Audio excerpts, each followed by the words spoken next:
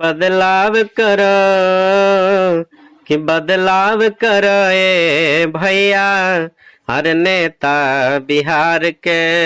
बदलाव करो ए भैया, हर नेता बिहार के समझ बुझ के चुनिहा अरे अपन सरकार के,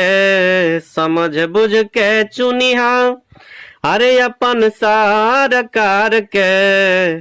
कि बदलाव कराए बहिनी, हर नेता बिहार के बदलाव कर ए भैया, हर नेता बिहार के कि केतना दिन ले भीख मांगबा, हर केतना दिन ले भीख मांगबा रोजी रोजगार के, केतना दिन ले भीख मांगबा ए जी रोजी रोजगार के कि 20 साल में दिखल नहीं गरीबी सरकार के, केतना दिन ले भीख मांगबा ए जी रोजी रोजगार के 20 साल में दिखल नहीं गरीबी सरकार के कि बदलाव कर, हर बदलाव कर ए भैया, हर नेता बिहार के बदलाव कर ए बहिनी, हर नेता बिहार के